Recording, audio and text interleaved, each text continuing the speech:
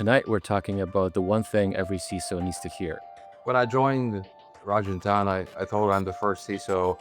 It's kind of cool. And then I started looking around LinkedIn. I realized that I'm the first full-time security hire at the law firm in Asia, period. And a lot of that has to do with the fact of what a law firm is. There's a Singapore law firm called Shook Lin Bok who had an attack on April 9th, 2024, and that was like a fairly public one. You need to take cybersecurity seriously. But that just never happened in Southeast Asia. Generally speaking, if you can get away with Apple stuff, you will probably on balance be better than not having it. But if you don't use Android, how are you going to run unsigned APKs that you downloaded from some Russian website? That's where your personal phone comes in. And one of the things we learned was that so the presence of VPN in Asia is very, very popular. Mostly people want to watch Korean dramas. Welcome back to Full Metal Packet.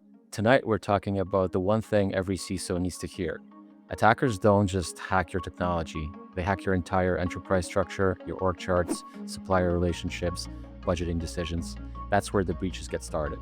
Our guest today is Konrads Klints, CISO at Rajah Tann Asia. He spent years on the offensive side, red teaming ATMs, mainframes, maybe even smart toasters, who knows. Then he flipped to the defender's chair as the first full-time and dedicated CISO at Rajah Tann. For those unaware, they're one of the biggest federated law firm networks across Asia. Konrads, great to have you on. Thanks, Edgar. Great to have you on, and hi, Alex, as well. So you're joining us from Singapore, sipping your morning coffee while we're sitting here in Toronto, just wrapping up our day. So you're a CISO at a law firm in Asia, which you told us is a pretty unusual thing, even in 2026. Can you explain why that is? Sure. When I joined Rajah Tann, I told I'm the first CISO. It's kind of cool. And then I started looking around LinkedIn. I realized that I'm the first full-time security hire at the law firm in Asia, period. Prior to this, most law firms in Southeast Asia would be doing security through IT. So there's a dedicated, security function and so on. And a lot of that has to do with the fact of what a law firm is. And most law firms have grown up from an individual or two individuals starting a very small practice and then attracting other individuals to join them. So to this day, majority of countries require that law firms are a group of practitioners that come together. Singapore being one of them. So you cannot have a private limited company. You kind of have to have a limited liability partnership that runs this. And so that sets the structure of what law firm is. It's individuals doing their individual practices, banding together to share some costs, marketing, kind of the administrative layer. And as a result, it's not like you'd be starting a new company today. So let's say that the three of us decided to start a company that does something. We'll probably go and get ourselves advisory board and across all the areas, right? We get financial person, technology person, something like that. And so that never ever happened to law firms. And essentially what the lawyers, when they learned, and the first thing they learned is they need computer support. So they found somebody that can support the computers. And as their needs grew, that person kept doing more and more. But that doesn't mean that person had, or these group of people had that expertise they brought in from somewhere else. And it's only now starting here in Southeast Asia where people are bringing expertise across from other, organizations, other industries. Whereas, for example, in North America, that was much earlier. And then in UK, which is the other, I guess, the big legal market out there, there'd be much more movement or proliferation of ideas cross sectors. And the government worked really, really hard for the last decade or so, having lunches, dinners to infuse to all the business leaders, which included the law firms, because they were super important, that you need to take cybersecurity seriously. But that just never happened in Southeast Asia.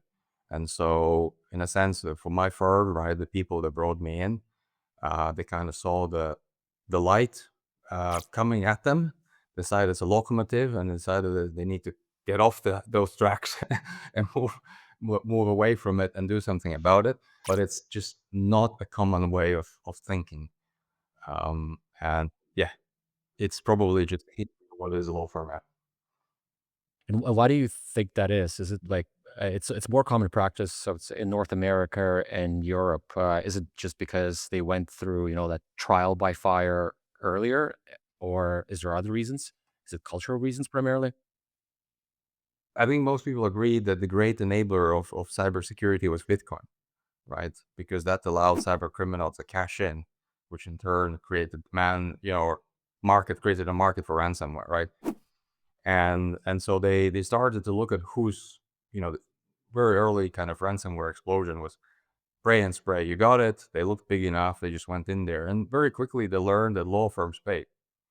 And North American law firms were the first basically to be breach and pay just because they were out there. I don't think anyone had particularly decided that, that's the segment we're going after, but that's what kind of happened.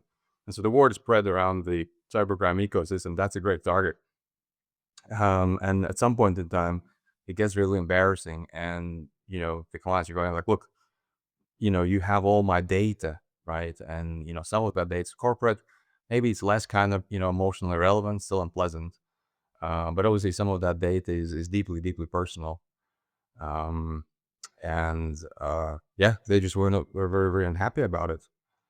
So that's where North American law firms started to be much more serious about it. The other thing that happens is that North America is incredibly litigious place.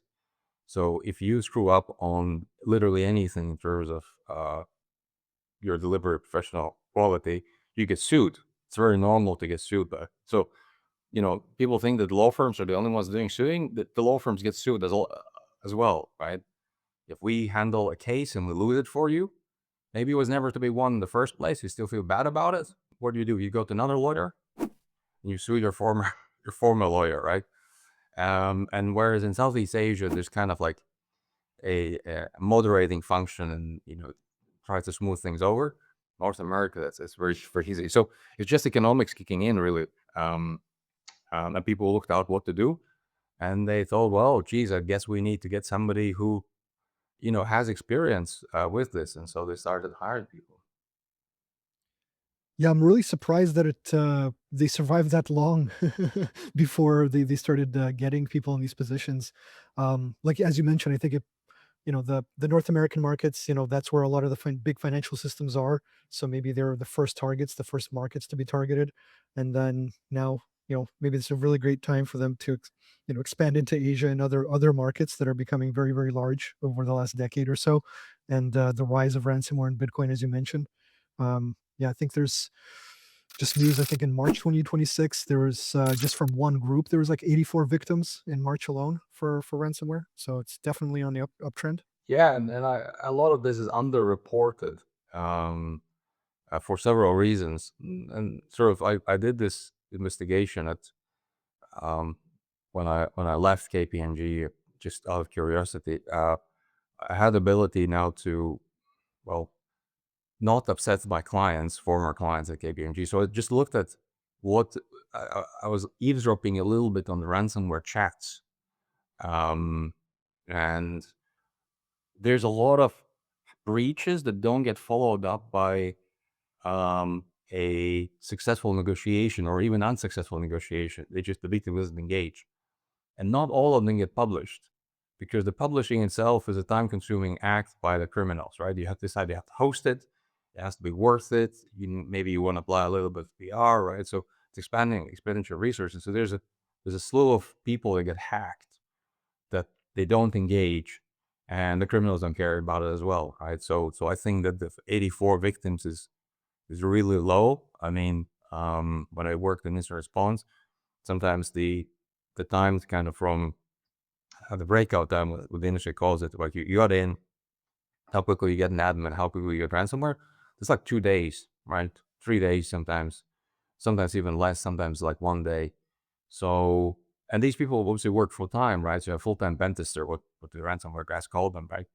So they get domain admin, whatever, then they hand it off to the ransomware guy. Maybe there's 2 or 3 days. So basically, they can churn out 3 victims a week, right? One person. So you have a team of 5. right? That means they can churn out something like 15, 20 people, victims a week on a good day. So a prolific ransomware gang will easily hack, you know, 1,000 people a year. Yeah, that's it's a good reason to start to pay attention and kind of take that seriously as your firm or as your firm has. Um, I think there's a I guess a famous public case that I think we want to kind of maybe talk about a little bit because it is also from Singapore. There's a Singapore law firm called Shook Lin Bok. Hopefully pronounced that right. Who had an attack on April 9th, 2024, and that was like a fairly public one. I know that maybe there's certain details you can't share with us, but the more public details, if you can just maybe walk us through that, how that attack kind of progressed, and what can we learn from that incident? So I think the public, the details about this was a lot about, the Akira ransomware group, right? And unfortunately, in this case, the details of that negotiation kind of went out. Um, I mean, the Shook Lin Bok, generally speaking, is a well-regarded, I guess you'd call it boutique here. So they specifically specialized in and were very successful with litigation. So if you wanted to have somebody represent you, then you often go to them. Um, and yeah, as the ransomware node kind of went, right, they get breached. Unfortunately, a lot of these ransomware guys, the first thing they try and do is they publish a list of files. So if you look at the list of files, it was obvious that client data was accessed there, and they demanded money, and they basically used the files to figure out how big you are, right? So your financial records inform the amount of ransom. They have like an internal benchmark out there, and they demanded that ransom. And unfortunately, the negotiations again got publicly posted, which was picked by the news channel. And yeah, they knew that Shook Lin Bok paid, and obviously that was unfortunately for a lot of law firms. There's not a lot of choice of not paying, right? And the reason for that is that they have to protect the confidentiality of client files. And if those files become public knowledge, right, then the legal privilege no longer applies generally, right? So if you don't do this, you're basically committing essentially almost like an act of professional negligence where you're exposing, you're basically breaking the legal privilege of this. So, and that's much worse for your own career in your firm than being known as a victim of ransomware, right? So that's why Shook Lin Bok.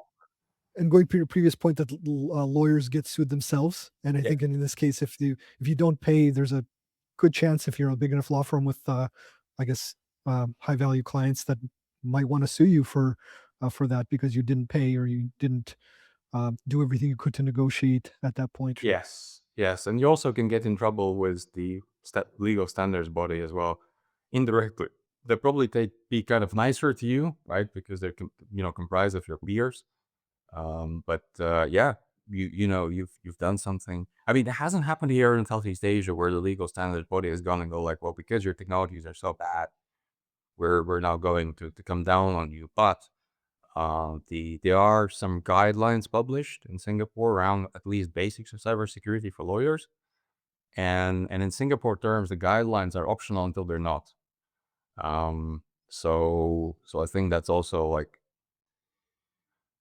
something fairly tricky. But the other, problem was law firms getting kind of breached and unhandled specifically for law firms is that the clients have an option of not renew your contract. So like many businesses, you have institutional clients where you have 3-5 year contracts and so on, and somebody out there vouch for you to get in. And now they're thinking, well, do I want to continue to vouch for you?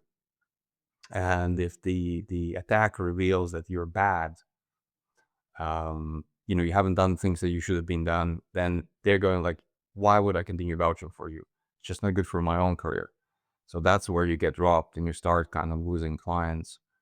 Not immediately, but they decline to renew or they don't give you the briefs, right? You're still on the panel, you still have the contract, but you just don't get the briefs. And then the contract runs out, you don't get invited back. So the chilling effect is quite real, unfortunately.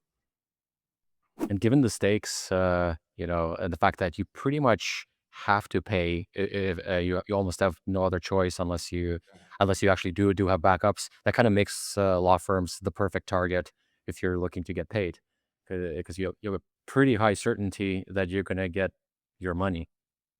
Yeah, yeah. Oh, for sure. And I think it is no secret that the more sophisticated cyber criminal groups run this effectively as customer relationship management systems, right? So they have these funnels, right? So you have list of all the computers that are hacked, and they have some credentials and passwords or whatever, right? And every now and then, right? Somebody goes through this and like, who there is interesting to us, right? And then they essentially 3 hours that out, that access gets solved, resolved. Eventually, you typically will buy some access from an initial access broker, unless these groups have an in-house function for that. And then you have your pen testers, and then, they get the ransomware, and that ransomware is tiered as well. So for example, when I did some casual investigation, let's put it that way, there were several ransomware groups that were sharing the name, or actually different groups.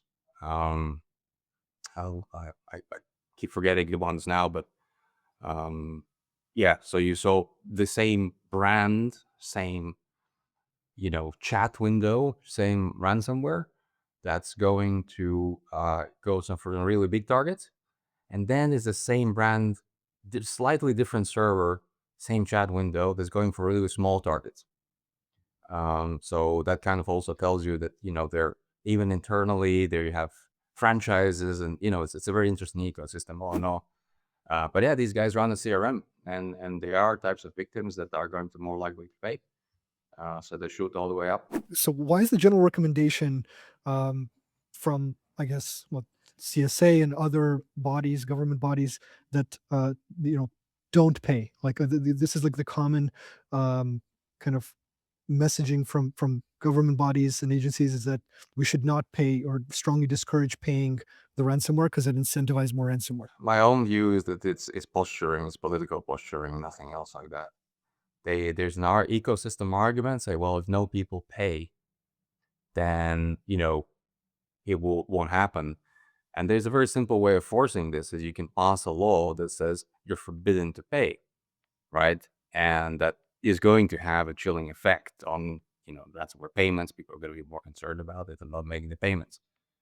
But that hasn't been done, and because the other effect of that is that should that law be passed, you're going to have illegal payments happening. So the victim now, to survive, has to commit a crime.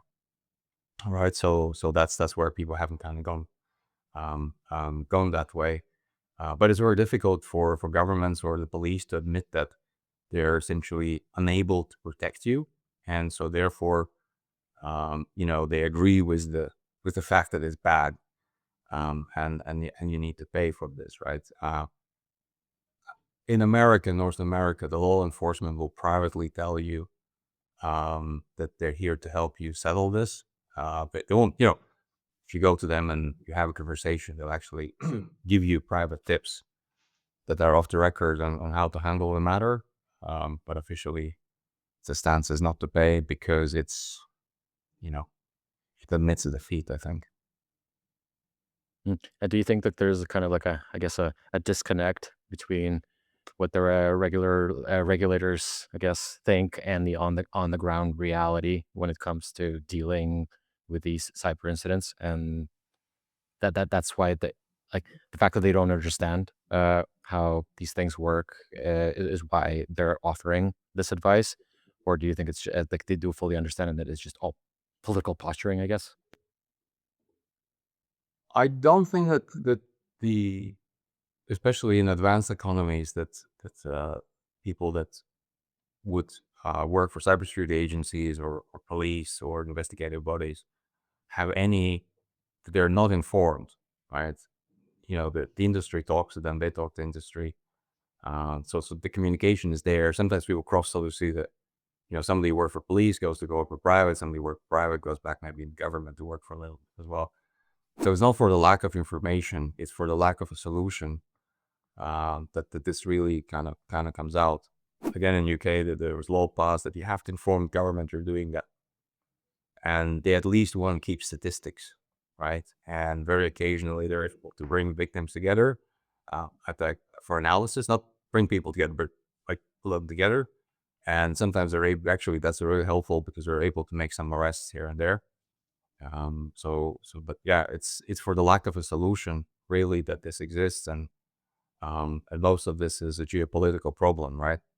If for the sake of the argument, if Russia would extradite the United States, we wouldn't have this problem. But that's not happening, right? Mhm. And so most of the hackers you see they're caught that are, formerly, they're Russian or, Ukrainian. They're, or, which is the two main communities historically. They don't get arrested in Russia, right? They get arrested in Thailand or somewhere else, right? So when Mhm. they go for holiday, they can't stand it anymore. Mm. Yeah, don't forget North Korea. I mean, they've been making waves recently as well. Yeah, North Korea is really special, and I think they're really, really, really good um, in every imaginable way. I think they're true cyber power for their purposes, and effectively their purposes is money generation. So that makes them not state sponsored, but state organized crime syndicate, right? And if you have the power of the state backing you, you can suddenly do a lot because you don't have to be worried about being caught, right? You also have all the state's resources to launder money, organize everything you want for this, right? So the workforce is quite significant. Um, and so they're also going after things that make them a lot of money, right? So which in their case was a lot of cryptocurrency stuff, because they figured out they can make money. And if they're caught, right? I mean, what are you going to do to North Korea? Sanction them more, right? Because they're already over there. So there's nothing much they can do about it. But interestingly enough, their ransomware activities have really gone down. You don't really hear them doing that much, and if that happens, it's mostly for like political reasons to send a message. Because for them, they used to kind of attack more the higher end companies, and these guys don't always have the incentive to pay, so they waste a lot of time and money to go this, which is why they switched to the everybody thinks it was crypto, which still very going strong. And if you read the news, again, these guys are pretty good, so they'll often break even the contracts. So there's Ethereum hacks. North Korean workers, we heard all about them. Um, we Yeah, they haven't really gone for Southeast Asia, mostly for two reasons. A, Southeast Asia, not everybody speaks English. So you can't actually hire a remote worker, right? I mean, sure, it works in Singapore, but you can't really hire a remote worker in Thailand that doesn't speak Thai. And the other, I think, is just general aversion for Southeast Asia to hire remote workers, period. I think you don't like it as a culture. So, We'll talk about AI in a bit. That seems to come up in every single conversation. But I just want to kind of like zoom out a little bit and just outside of the Shook Lin Bok incident and everything that's kind of in that sphere. If we look at some stats that we found, so 86% of Akira related breaches, Akira being the malware used there in 2025, 2026, were associated with SonicWall appliances in some way. And can you get and you mentioned the thing where you said you don't hack technology, you hack enterprise way of thinking. Can you unpack that in the context of these breaches? Because from outsiders, like, hey, well, they ran this piece of technology, it was misconfigured in some way, and therefore they got breached. So yeah, can you talk about that? totally, the key features of SonicWall is it's cheap, right? Which means that you have an organization that runs on the purpose of cost. What is the minimum thing I can pay to have this minimum set of features, right?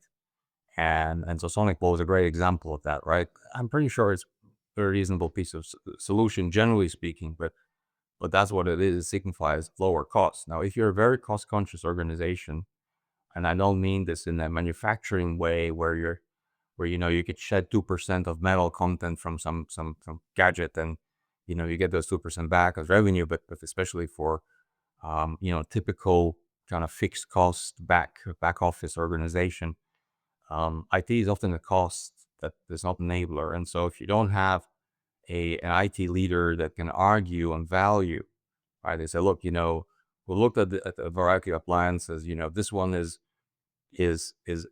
cheap, but it has had problems, and the vendor maybe is not that good, and we don't know how we're going to support it, and so on, right? So they go for something that's very inexpensive, and in turn that cascades down to somebody like SonicWall. They go like, well, our margins are not very big, so maybe we don't invest in a holistic rewrite of our security solution, right? Or something like that, right? So we keep them more. And then on the other end of that decision, right, if there's somebody who's purchased that thing, I'm not saying Sonic Walls are necessarily bad. Please don't, Sonic Wall, don't sue me, right? But uh, they also means that they probably don't have a lot of resources to maintain it, right? And that means that they probably haven't hired people with the right attitude, or they don't invest in monitoring of alerts. They don't have IT processes that proactively scan this, and because the firewall doesn't have a pop-up you need to update, so it just goes like, well, if you log into the panel, maybe you see it, maybe you won't, but most of the time you're not logging into the panel anyway. You end up having the cost drive down everything, right? So the organization is cost conscious. It sees the cost down. It means it doesn't hire the people with the best expertise, who in turn don't bring the right monitoring and alerting tools, that don't implement the processes. In turn, they don't patch the SonicWall. And then, we have to run an assumption that everything in there exposed is going to be hacked. Do you have anything else that mitigates this, right? Which then is another cost layer that you put on top of it, which is, for example, how good is your EDR, right? And for majority of people, they again will go for a very inexpensive one, right? So, and then if you're going for an expensive EDR, maybe it's not that good, but crucially, you're probably not monitoring and managing that, because that means hiring a service, which is another layer of cost, right? So in this case, the SonicWall is a probably a signal to say this is a low cost organization that wants to keep the cost down of their IT function, and you can expect the knockdown effects all the way down, right? Somebody would have said, look, I want to have great IT, right? Or I want to have value IT, or I value the premise. There probably would be enough budget to upgrade to the next class of IT operations, which means people, processes, maybe external advisors, maybe you hire a pen tester, you hire an auditor, right? And maybe then you would also perhaps go and get a managed service, because you can't manage it or don't want to manage it, right? And then turn that managed service will probably go and patch your firewall, right? So that's what I kind of mean, that really it's the problems for most of these things stem very early on from a very senior decision of how I want to run my organization. And then in turn, that cascades down to everything out there, right? So, like I said, the SonicWall in this case probably is a strong signal that we just want to achieve. For organizations like that, let's say are price conscious, right? So you do want the value, but you do have a budget. Maybe you can't afford the top of the line in all of those categories, because you mentioned, SonicWall will be at the appliance layer and the firewall. Then you'd still have EDR and people and other processes and things in the company that create the entire kind of security solution for the Right. organization. So, um, if you did have a smaller budget, would you say, like, what do you think are the layers? You mentioned a few, right? With like SonicWall, then you have an EDR, and then some other layers there. Where do you think that budget is best spent for an organization that maybe is price conscious? You have to hire one or two really good people. That probably is the most significant investment in there, that have a really great sense of ownership and are able to think these things through. That's maybe the number one thing, because everything else then kind of stems from this. So I'll give you a very basic example. Let's say that most organizations run Windows, and let's say you're going to stick to Windows, right? There are a few controls in Windows, such as App Locker, that if you do enable them, make the life of a intruder much, much, much more difficult, right? That's all there is, right? If you have Windows Enterprise Edition, which comes now with Microsoft E3 license, so let's say that you decided to purchase the bare minimum you have to run a Windows company, which is, these days basically to be like Microsoft Office E3 license, which comes with something, right? And also comes with Windows Enterprise. If you have this, you enable App Locker, it's really, really difficult to put malware in your organization using standard methods. Not impossible. Of course, there are workarounds and gaps and whatever, but like that goes a long, long way, right? And very simple as that, right? The next thing these people are probably going to do, they're going to maybe say, well, maybe we need to have a bit of access control, right? Maybe we're going to have a password wallet. You can get a free one, right? And they're going to set some password expiries. And as long as there's not that many passwords, they're going to go and change them, right? So it's the thinking and the design thinking on top that really cascades it down. If you want to be even more secure, why don't you issue Google Chromebooks? Or, maybe people can do business on iPads, right? It's very difficult to go and breach those iPads for that reason. So it's probably the best investment is really into a really smart person out there. And if you're struggling for that, you need to go get an advisor that's going to kind of come in, actually give you a little bit of help. So I was joking that a lot of organizations are split in two parts. The part number one is the one where the management has lunch with, your big accounting and consulting firms, and the others that don't, because the ones that are, they inevitably get briefed and they have a sounding board the other way back.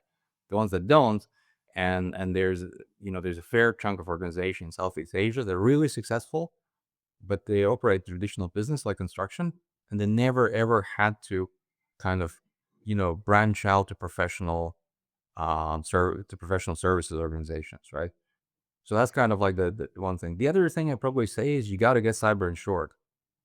And that's very interesting because you now meet with people that try to talk to you about risk all day, right? And even if your cyber insurance is not very big one, right? You go, or it's not a great one. What you get is a lot of free advice, and a lot of these cyber insurers have incentive to make sure that you stay secure. So it starts giving you free services. And as long as you act on those services, oh, we found these hack passwords, or maybe you want to review this firewall port you have out there, just something like that.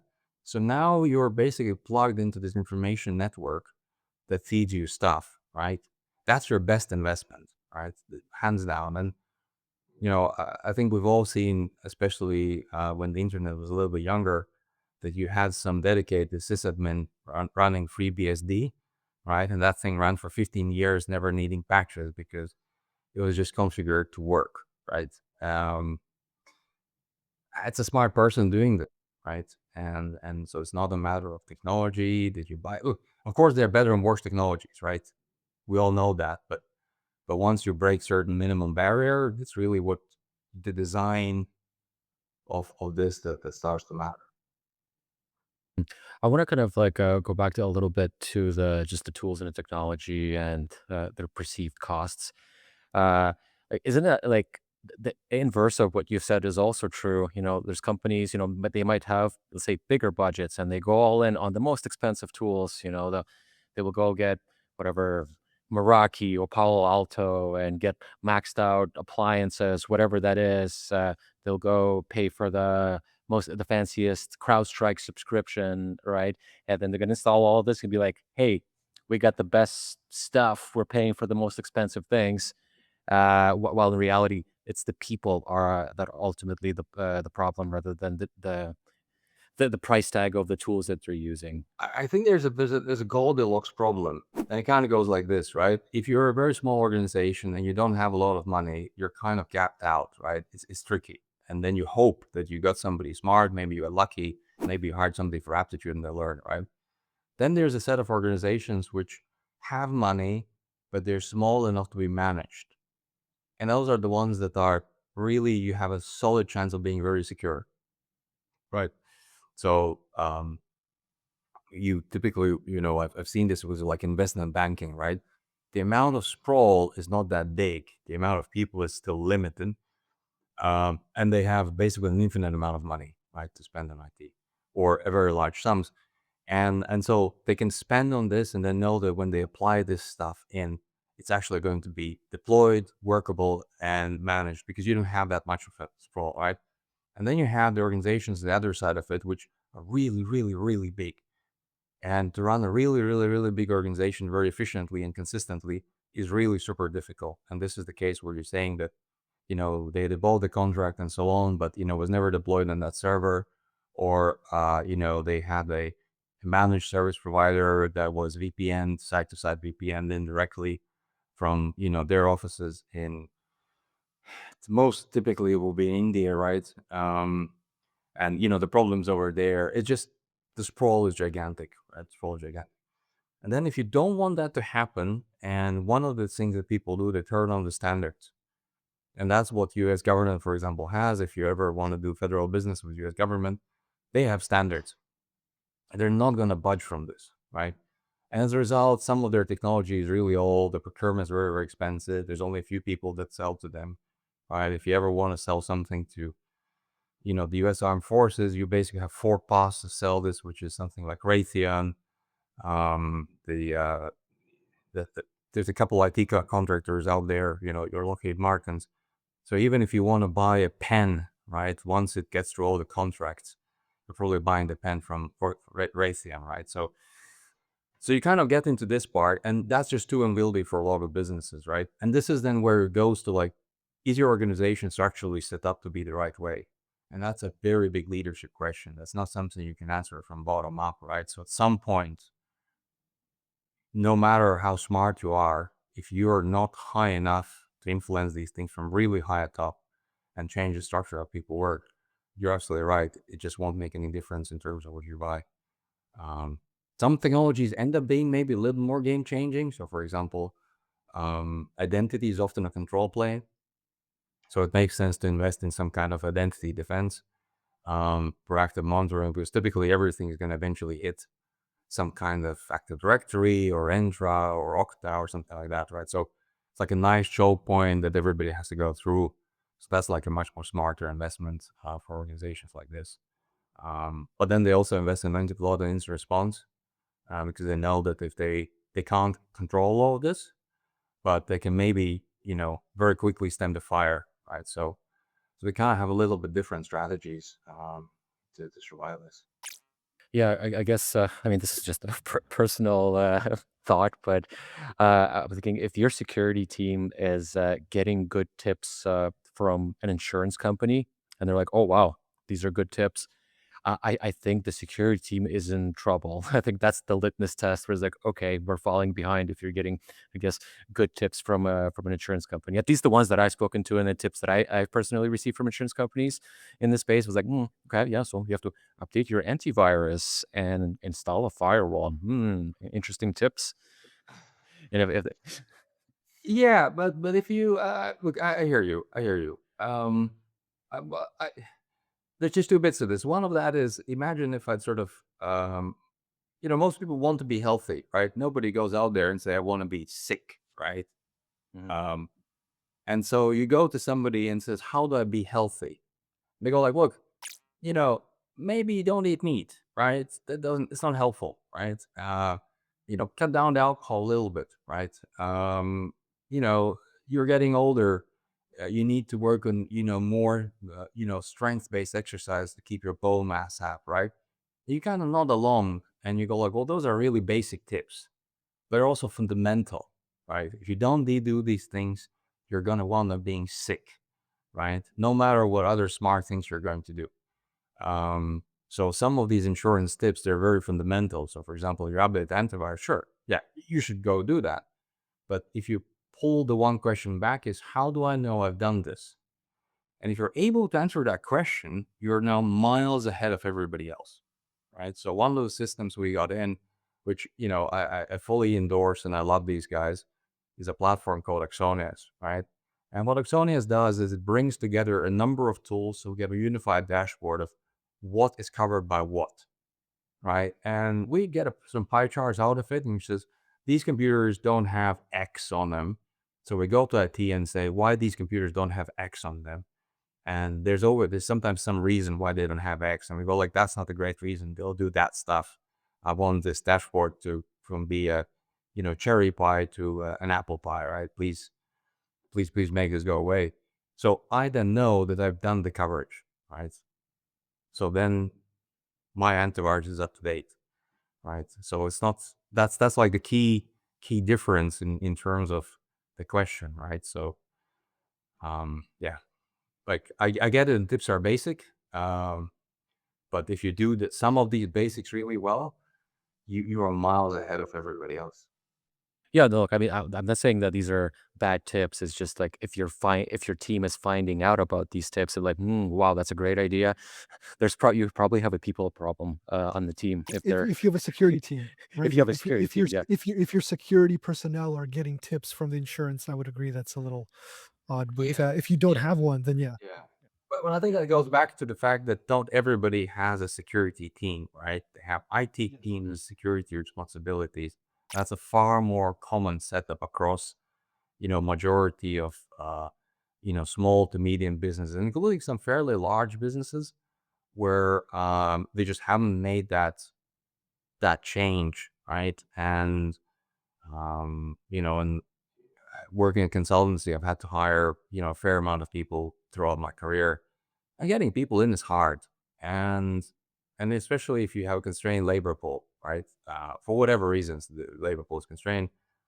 It is very rare that you're the top pick, right? So you have to then ask, why is that person going to you, right? And sometimes it's because they didn't qualify for the top picks, or maybe they want, you know, the, they're looking, they know that experience, or they're looking for the first job, or something like that, right? So getting the top people is super super difficult. And obviously getting one great person that really knows what they're doing can be an absolute game changer in security.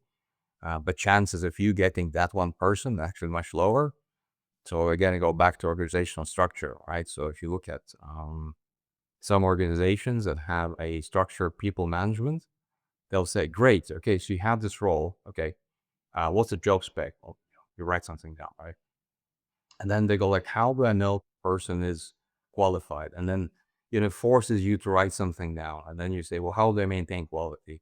So on. And it kind of sometimes boils down to certifications. Like, do they have, they're going to go to manage Azure, right? Do they have something that relates to Azure? The answer is yes. Chances are they're better than the person that doesn't have it. Not always, right? So again, it goes back to structure. If you have this structured people management that cuts across, you're probably going to have a less variable outcome.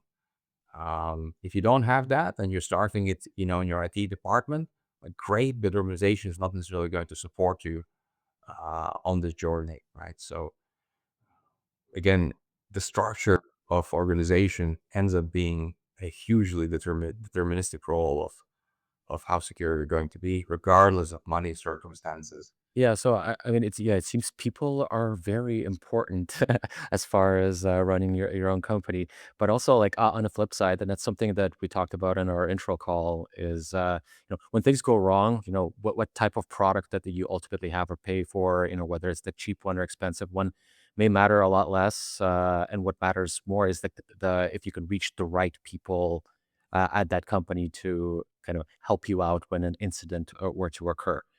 Uh, do do you yeah, do you wanna, like, elaborate on that? And, like, why is that true in your eyes? Yeah, sure. So I'll give a couple of examples that I think are very interesting here. Just to kind of kick it off, would have been some years ago now. I was still lived and worked in UK, and we had a client in Ireland that got ransomware, and um, and we came in, we looked at it, and we said, we're not going to restore your on-premises Exchange server because it's just going to take too long. You don't have backups. That makes no sense. So we're going to go and migrate you to Office 365. And so we've done this before. We know exactly what we're doing. So we set everything out, move the users, whatever, establish what we need to. And it goes great for about a day. And then the users start to complain that they can't actually send emails out. And we look at what's wrong, and Microsoft decided to restrict that tenant because it's a brand new tenant from sending emails out. And so we all call this Microsoft and they say, well, you're sending a lot of emails. We think you've been hacked. We're going, not this case. We're not, it's just people do send a lot of emails out. That's what they do. They have a community outreach program. So they'll take 50, 60 people, put them into to list or BCC, whatever, and send it out. That's literally the nature of the business. And the Microsoft, okay, so they unlock the tenant, and then about 4 hours later, they lock it back again, and we're going like, what's wrong? And you go through the same cycle, right? It's absolutely a cycle. So we're pretty desperate, right? We're pretty desperate at that point, and it's getting towards the weekend, and it's not going great. And then one of the contractors, a guy called Patty, God bless him, says, I know a friend at Xbox division. So he calls the Xbox division at Microsoft and says, we're really stuck here. Did you know anybody? Right. And then that person in Xbox knew somebody somewhere else who knew somebody somewhere else. And then Microsoft came back and said, great, we can go and unlock it for you. Right. And I was working for KPMG, and KPMG generally has good relationships with Microsoft, really good ones, where KPMG was, I think, the number 2 client by headcount for Microsoft in the world. But it was the weekend, and already we knew was relationship manager, and they're long gone. So we needed somebody at the operational side that can actually intervene right now. And turns out that our relationships were not good. But Patty's friend was exactly the right person that could kind of help us navigate through this, right? So and that just drives a point that even if you've done everything correct in case with Microsoft, you don't have those pre-established channels with the vendors. It's really, really difficult. And so I spend a lot of time being really close to my key suppliers, both ways. So we give them feedback, and we help them, support them on their events, and they say, well, can you come and talk about this? Because I then know that if I have a problem that I think is related to that technology element, you're going to pick up my phone even on the weekend, right? And that's the investment you have to make into this part. If you can't make that investment because you're too small, tough. And one of the challenges that people have spoken again with Microsoft is that if you lose control of your tenant, so your admin account gets hacked and locked out, it's an enormously difficult process to go through to actually get recovered that. But again, most people will buy their stuff from a reseller. That reseller will have an account manager, even if it's a very small one. So you can go and essentially do that proactively and say, if I have a big outage, what do I do? Right. And they might say, look, the only way we can help you is you have to buy these extra services. And that's the cost of doing business, right? But that's it, right? So, but yeah, those are two examples, and I'm sure everybody has had more stuff. When they had to call up their ISP and the ISP didn't understand them, they found a friend or a friend of a friend, and then they kind of reached out. But most mature organizations will have those pre-established relationships, and you have to invest them in both ways. Right? You have to go meet these people, have those relationships, and it's like part of the job. Yeah, this is especially annoying, just like in the example that you provided, the fact that the issue was actually caused by the vendor itself because they were the ones who locked down the account. So they caused the problem in the first place, which you're paying them money, they cause a problem for you, and there's no way for you to reach them to solve the problem that they caused. I mean, to me, that sounds like you should probably stop using the vendor, but like in case of Microsoft, it's difficult if you're a fully Microsoft shop. You probably have no choice but to use them. Yeah, no, it's true. And a lot of vendor relationships are they're difficult to swap. Just generally, not impossible. They're difficult. So sometimes you just have contingency. Like we have a contingency. Microsoft goes down, and we're not looking towards it, but we made those plans. So we have like an alternate email arrangement in place that we can flip on with a flip of a switch, and people can continue working. We're not looking towards it, but we invested in this because we need our most critical system is email, and we know that we can't work. Like it has to be available. It can't be down for more than 2 hours. Like that's it. So that's and we have to plan that Microsoft's not going to be down. And that's a really interesting point. I think we've talked to a bunch of guests that have we've gone through incident response and tabletops and all sorts of contact sheets and what to do when in the first moments of you've identified a compromise or a ransomware. Yeah, I haven't really heard anyone mention hey, have the contacts for your key vendors, not just people within the company, but the key vendors you need to make a successful recovery or adjustments according to the plan. So I think that's No, 100%. I have another story to sort of say. Um, again, would have been maybe a decade now ago, so late 2010s. We're helping out the clients for a ransomware issue. It's a pretty big Scandinavian-based shop. I've always liked to work with Scandinavians. There's no drama. You get on with it, and it's remarkable, right? Just it's like, never mind. Love those guys. And so our previous experience was that whenever a big mess hits, there's a lot of disarray, right? And we're having conversation with these guys or explain what's happening. So we're gonna go hunt the hackers now. We're gonna eject them out, but you also need to do stuff. And in this case, it was to deploy some software.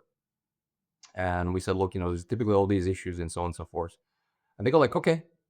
I'm like, no, you don't understand. Like, it's a big thing to do, with Rotten. They go like, okay, we hear you. We're not dismissing you, but and so what they wound up having is this one manager who, and I think in this case it was relevant. Or his ethnicity was, he was an Indian, and he was managing the TCS relationship, which I think was their vendor at the time for one of the big ones, Tata TCS.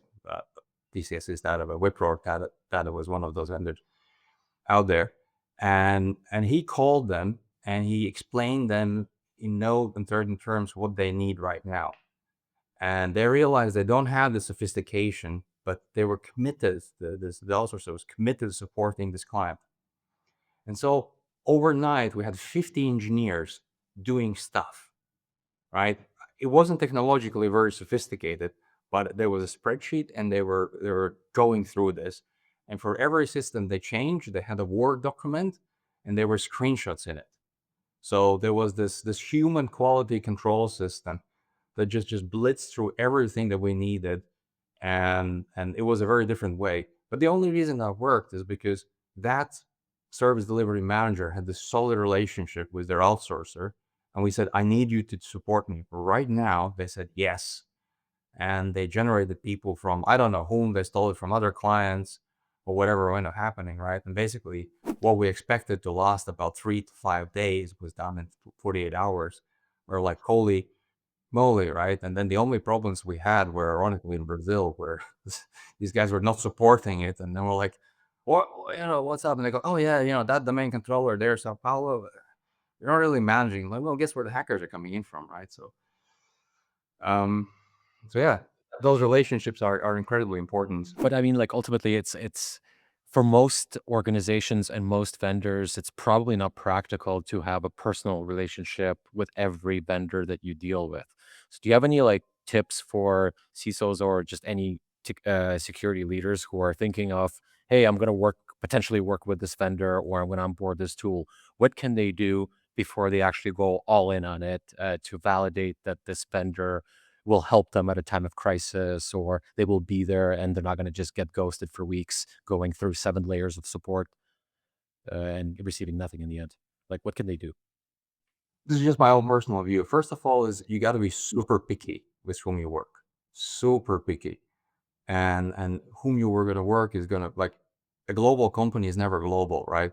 There's always a local presence that you're going to engage, and so doing that due diligence vetting of the local presence is probably a big part of vendor selection, right? And you can sort of say, look, how this is going to happen. And often, like in Southeast Asia, the relationship vendor will, oh, no, I'll give you my number. If there's any problem, you call me. I'm like, well, but what if you're not there? What if you quit, right? Like, does the organization actually have a structure behind them? And sometimes you see the structure is one layer deep.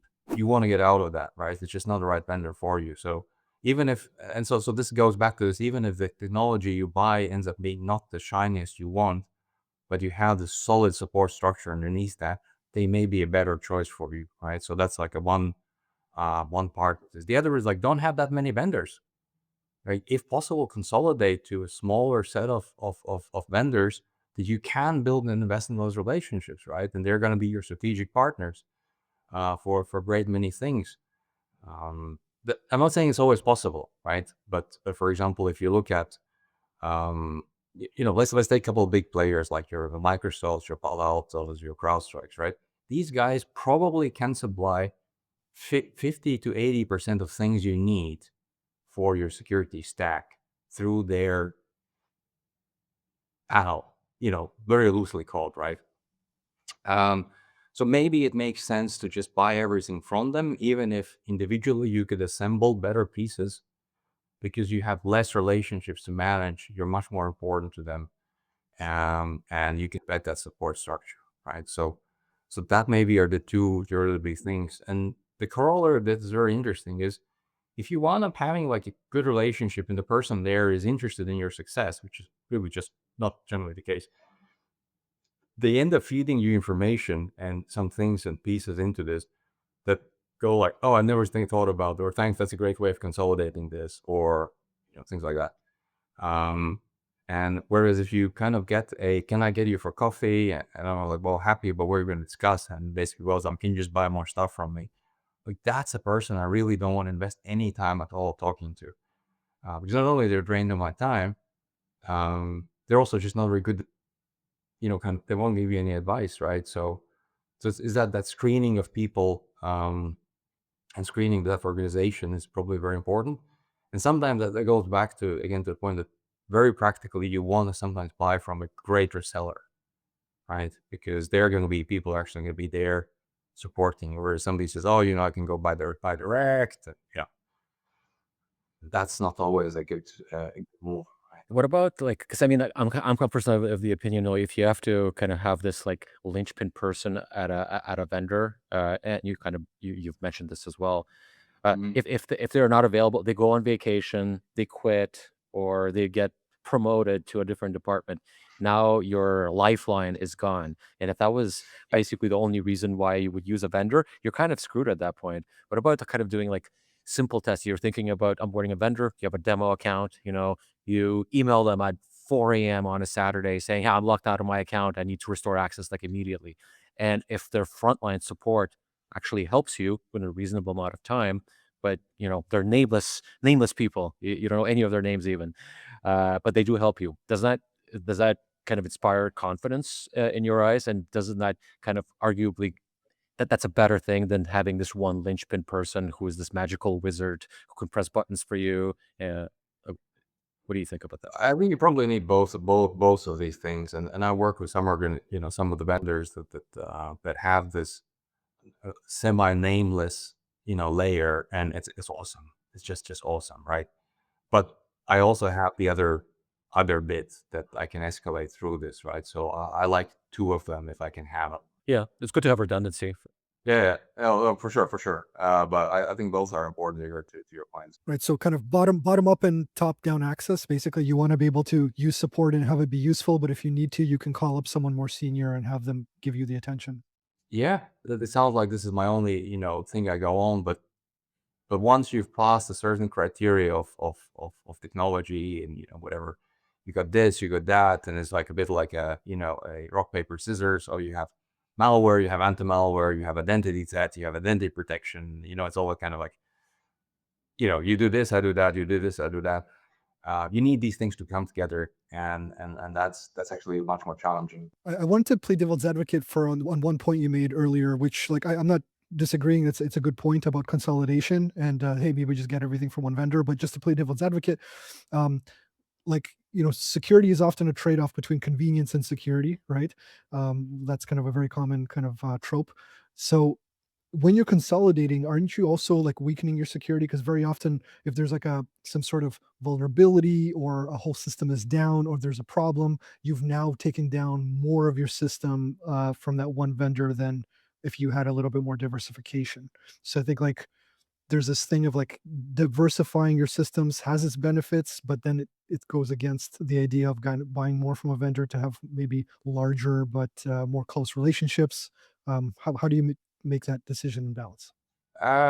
It's a very great point, Alex. And I was reading about the Artemis launch not too long ago, and they had two independently built redundant navigation systems built on completely different teams, completely different technologies. So they had a primary one, which was the big shiny thing, and they had a secondary one that literally used different hardware, different operating system, different everything.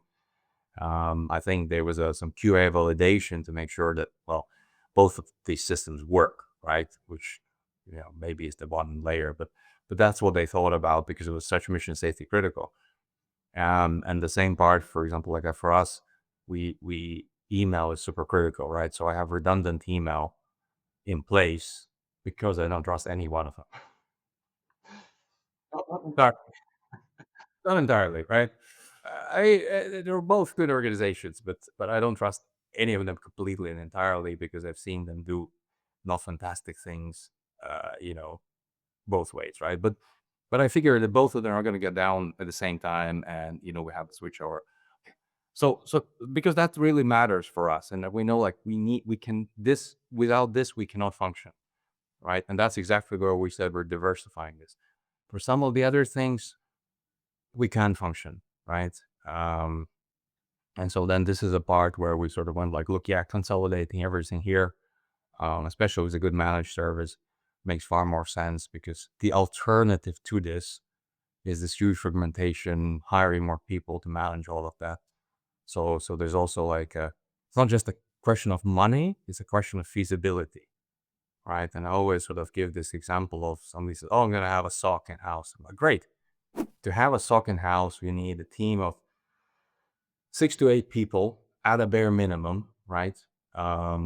Without that basically means that you're able to replace a person within 1 week of 1 month of them quitting. The starting price for this in Southeast Asia would be something towards the 2.5 million Singapore dollars a year, and it's going to be a bad SOC, and that excludes the tooling, right? So it's just not feasible, right? And so that's why you go like, look, some things I'm never banking on all on this. Like I said, emails one of them, and then we have some other redundancies in place. If one of those, if something really blows up, right? I have ways of continuing things. But there are some others where we just basically went to strategic partnerships, and that's the way to go. So I agree with you, and there are absolutely times when you can, like I said, we practice that as well. But it's not. We're not building a kaleidoscope of things, and we just yeah. It's really it's also draining the team because then you have every vendor. Let's put it that way. Even if they're really silent, consumes 4 hours a month of somebody. That's it. Right? Just keeping them, maintaining it, having conversations, CSM, whatever, right? So then if you have 10 vendors, that's 40 hours a month, right? That's 0.25 FTE just to keep the relationship alive. That's the best case probably. So far, it seems like it's very important to have the correct people on the inside who can choose the correct tools and wield them correctly. And it's also important to have people on the outside who can help you with the tools if anything goes wrong. But we're in 2026 right now, and there's this new thing. It's called AI that is kind of hot these days. That is arguably starting to flip all of this on its head now, and it's almost impossible to say what this is going to look like in a year and a two and in 5 years. How does AI change this, like everything that we've just discussed in terms of having the correct people in all these different places, or even having the tools to begin with? Do you even need certain tools in this kind of post AI world that we're entering right now? Great question. In terms of people, I think to harness AI, you probably need even smarter people, and that's what a lot of organizations have found is that they they're almost like we're struggling with junior people because they don't have the judgment and decision capacity, and let's call it the wisdom, if you will, to actually make a lot of great decisions.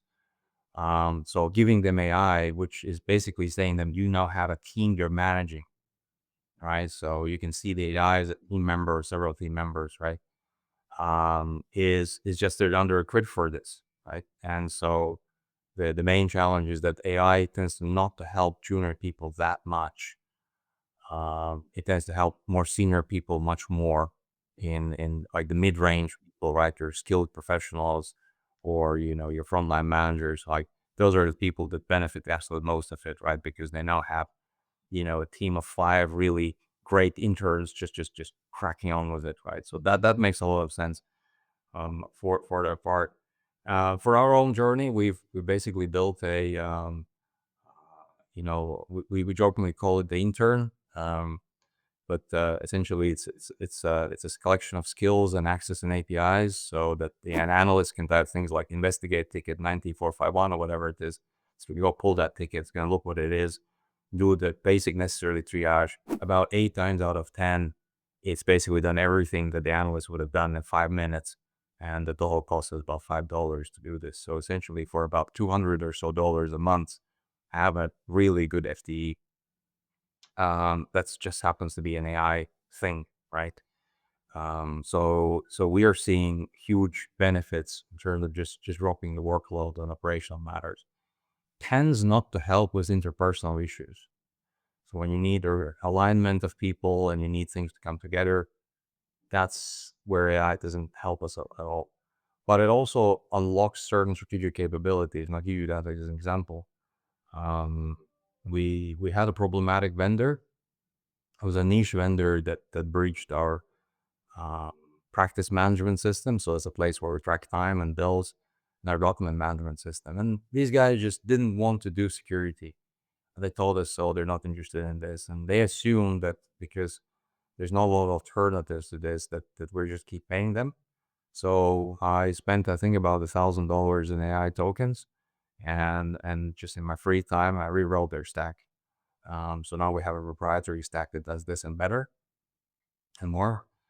And there weren't any cost savings as a result. That my time was probably more expensive than what we ended up paying them. A year, but we got something better, something that solved a risk issue, and a platform we can now build on to tag on many other things. So that's the other, I think, big power of AI is that things that previously were too difficult, even though we knew that they were not, like you just need to connect some things and, there's a database, a user interface, something like that. You can now absolutely smash that through. I think that's the other really, really big thing that makes a difference. So tools you used to pay before, you can go and build them, a lot of them. You have a maintenance burden perhaps, but you can now do things that otherwise we would have never ever made that cut. So absolutely, some small tool vendors are just not going to survive because their value is still limited. Well, actually, speaking of tools, there's kind of like this, vibe coders get kind of there's very negative stigma. It's like, oh, they're just YOLOing stuff, and it's barely functional. It might be functional, but it's super insecure, and that is true in a lot of cases. But in the hands even of a semi-skilled software engineer, writing a bespoke tool that then you operate inside of your company that does not exist anywhere. It's not open source. No one even knows that this exists, but it's running internally. And let's it might even contain vulnerabilities like straight out of the box, right? But the fact that no one knows this and it's just running in your infrastructure only, would you say that that's in some ways better than running kind of a well-known piece of software? And when a vulnerability eventually comes out, there's a CD that drops, and now there's this patch rush, and if you don't patch it in time, you are guaranteed to be owned because it's a well-known, well-understood piece of software being run in many environments. Like, which one do you think is like kind of creates a higher attack surface ultimately, and maybe even counterintuitively? Well, it's a really good question, Yegor. And it goes back to a little bit to the mythos, panic that we've had over the last 2 months. And I make no assumption that any one piece of software is secure that I run. And we try to hide everything behind an access control layer that's reachable in any way, shape, or form as much as we can help it. Specifically because we don't trust any one of those to not have a gap out there. Now, there's some places, for example, if you use like a ZTNA provider, you assume that their internet service is probably fairly solid, but not entirely, maybe. But then anything else is really up for grabs. So where I was going for this is that if you, for example, have this bespoke piece of software and you hide it behind any kind of access layer that you like, a ZTNA, an app proxy, heck, an HTTP basic authentication, right? It's actually great for this. Yeah, go for it. right? If you're just going to YOLO it, stick it out in the internet, chances are you're going to vendor in some Node.js package eventually that's going to roll you over, right? So imagine all these guys that wrote something in React that felt awesome about it, bragging to their mates, right? Blah, blah, blah. Now this React thing comes out.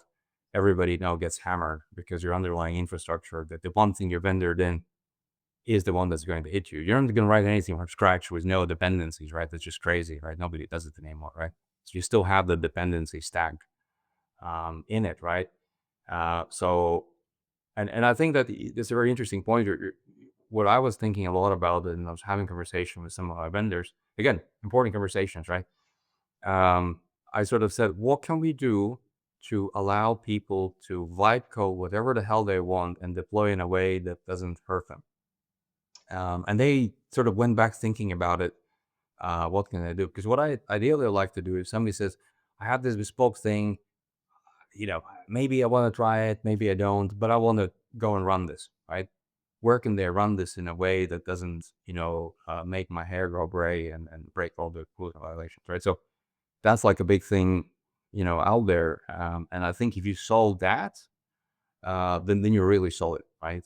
Um, and I'll give you a couple of basic examples. Like, if you're a Google customer, right, just the big ones, and you're able to deploy behind identity-aware proxy that says you need to authenticate to this thing before you click on it, go for it, right? You're probably okay, right?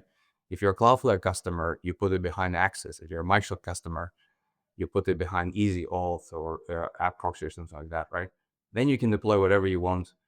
I'm not saying it's bulletproof, right? You're gonna have other issues, but you've now added a significant barrier. And like I said, if you can't think of any of it, put it in front of HTTP basic auth, right? That's all there is. Just a dumb username and password in front of it. Then you have your proper authentication. But if somebody scans it from the internet, they get, they meet a whatever 401 authentication required, they move on. You gotta assume that it's gonna hurt you and do at least something. I think the biggest thing with the vibe coded projects, in my opinion, is like, yeah, I think you can do things without dependencies. You just have to prompt your way to it, and you have to be probably a good enough engineer to get the AI to do it. But you can totally just do old-fashioned HTML and JavaScript and CSS. That is possible, but it's much more tedious. But let's say it's possible, so that problem, theoretically could be solved. I think the usefulness of a tool is only as good as the data within it. Like, you can think of whatever, you can have fancy JavaScript and HTML, but like, you're not like just painting pictures there. Like, you're working with data almost always. So what data sources is this new tool consuming? Is it consuming your email? Is it consuming your customer list? Is it consuming, like, what is it hooked up to? And I think that's where the nitty gritty of giving self-serve vibe coded apps like security is, like, how do they interface with your organization, not like only where do they live and what auth is in front of it, right? That's the challenge that I see. Yeah, because you can always put auth on it. Yeah, you can slap it behind, teleport or whatever you want. Identity aware proxies. You can even put really good authentication on it with like YubiKeys. Great. You're never getting in there without a hardware key, and like, awesome. But the way that it interacts with your database could be insecure, or like some other holes that is kind of non-obvious to people that are vibe coding, especially. I think that's where the landmines lie. Yeah, and goes back to really basic security compromise basics, right? So um you have how do you survive a compromised developer machine, right? Right, that's like a lot of breaches start from compromise of an admin machine, somebody's home machine to which they Google sync their passwords, right? So you got to kind of plan for some of those contingencies in it, and I think some organizations about a decade ago, again, so I think about like 2015, 16 was a part where people starting to really think a lot about data. And you had these serious companies like Snowflake come out there and they said, well, you have a lot of data, we can really offer that data to your internal customers, even external customers, in a very granular and secure way. And those organizations that have invested in this data layer find that they're able to present that data in a much, much easier way, that allows people to harness these awesome and amazing things, right? People who have not invested in this data layer are either YOLOing it, right? So they're just sucking all the data and hope that works, or they're just not even able to bridge that gap, right? And especially you see this in financial services. They were the first for whom the penny dropped. And then, you see some manufacturing and other where just the organization is so big and it's so independent, everybody has different needs that they can't essentially, direct innovation. So that layer is super, super important. And yeah, going back to law firms, some started a couple of years ago, but I literally mean a couple of years ago. Like this is not a common thing, right? Even some really, really, really big names, they would have said, oh, we only started this during COVID because we just couldn't sustain the manual processes. So, and then, it took them a while to build that data layer. Which build that data layer, sure. Like, we're building a data layer where our intention is to give person the data they're entitled to, not more, not that. And you can query it with AI, right? So, but that requires a fair amount of work, fair amount of security, fair amount of forethought. But we think that's going to boost our agility as a result of it, right? But yeah. And then, yeah, sure, go bytecode something, point it over there. You're going to run it under your identity. And, that's solvers. You're not going to access anyone else's data, right? Yeah, just don't call me on the weekend. Yeah. Yeah, I'm calling on the weekend. That's right. Yeah, that's your problem. The defensive side is, getting pretty tedious. Is there anything you missed from the offensive side of things? Like where you're like, those were the good old days. The concerns were different. The guardrails were non-existent. Is there anything you miss? I think is the puzzle solving element. That probably is the one of the most interesting things when you do offensive security, especially if you're doing something like you know a really higher end red team where you wind up coming up with your own 0 days for products they have and leveraging those. And one very interesting that I used to work some time ago was for a telecommunications company. And we did a lot of very interesting things out there, including finding a 0 day at a certain popular telecoms management software, and then we used that to whatever go somewhere else. And then we told the customer, and then the customer said that oh, the security agency called, and they want a copy of that. So, so that was interesting at a time. But yeah, I think the puzzle element is a more interesting one where you sort of where you look at the organization and you almost like fall in love with the organization. You're obsessed about it. You think how their templates look like, what events they have, what they advertise, what are the job titles, and then you kind of try to figure out how they might respond to you. If you want some in, let's say you want to fish them, right? So what are you going to fish them for? And then once you're in there, you're trying to figure out how they're actually structured, right? So you're looking at things like, not just like technically, but you're also like what kind of divisions they have, right? Who might have access to the things you need, and where would they store their data? And I remember this one case where again we breached something, and we desperately need to get over that other engineering network, and to get to that engineering network, you have to authenticate a computer, which basically then puts that computer in a additional VLAN that then lets you for 8 hours be on that other network. And we're like, well, we don't have that tool to authenticate. Like, it's really tricky for reverse engineer. So we got to get on somebody's computer that's already in there. But who? So, so then we scour the org chart. We make some assumptions of who has it, and then we're going like, okay, well, let's try and find something about these guys. And so then we found where their home directories live. We go over there. Then we find the computers, they're on, we get on our computers. And then we finally were great. We're on it. We are on the computer. We have network access, don't have credentials to get over there. And then we're wondering, well, where could have they stored it? Because this is an organization that didn't invest in wholesale credential management. Like, they had some of it, but not across everything. Because the engineering department is separate from IT department. So IT had it, engineering didn't have. And then we look at this guy, and he ends up having I think it was some kind of password list or something. and we try a password and it doesn't work. And we're like, oh, that's too bad. Maybe change it. And then we look what the password was. And it was the month in Italian plus the year. And so we just figured out what was the last time we changed it and tried the month in Italian for that year. And then we were in, right? So I think this part where you really kind of, you know them better than they do themselves, was super appealing, for it. And then, it's great. You do the report, you feel really good about it, and then they go like, "Thank you." Now the real work starts. And for a very long time, I didn't appreciate how much work they end up having doing. Because from technical point of view, oh, it's very simple. You just onboard all these people to the solution. It'll be fine. You already have it. And then they go like, well, yes, but here's the 10 reasons why it doesn't work. Yeah, I think like time-based password change requirements. That was probably this one of the most silly ideas. And if that policy did not exist anywhere, I probably would have fewer breaches as a result. Because if they change your password every 90 days, you're going to set some very insecure passwords the third time you do it, because you're going to run out of good passwords, especially if you remember them in your head. Yeah, it's also for our organization.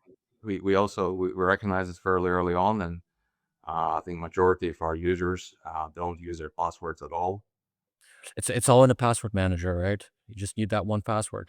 No, it's all there's the hardware-based keys, and it's the baked computer, and then the computer authenticates with something else, and it's baked by phone. And sure, for the very few that we do have passwords, the password manager fills it out.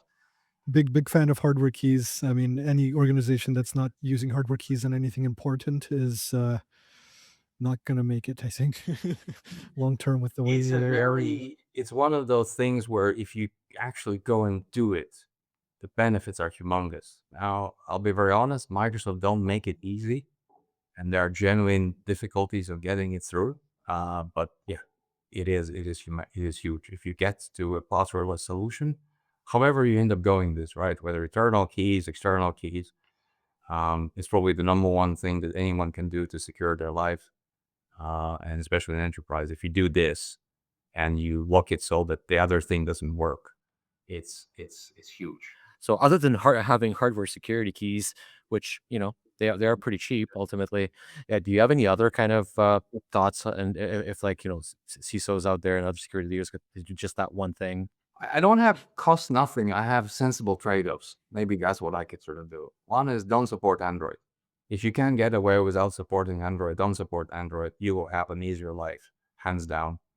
And I'll give you a very, very basic example. We were rolling out this passwordless authentication, and everybody had an iPhone basically just got on with it. And then when we got to Android ecosystem, we found that there are people bought some of the, really old ones and they didn't work. And then they bought newer ones, but they had Chinese version of App Store. It was an absolute nightmare. And we just ended up reissuing to some people phones, although the company didn't necessarily provide for them, but because that was a way to kind of move on. If you don't have to, don't do it, right? And at my household, we only have Apple phones for the same reason, because there's nobody bothered to support it. So that's like an interesting trade-off. I think that's probably the one bit. The other, I think we already, Alex, like if you can give admins hardware keys, that's probably going to save a lot of trouble out. But the deployment isn't universal, and not everybody supports it. So then you end up putting this authentication layer. Then you need people that can understand the authentication layer. So that's a little bit more challenging, in that sense. But yeah, generally speaking, if you can get away with Apple stuff, you will probably on balance be better than not having it.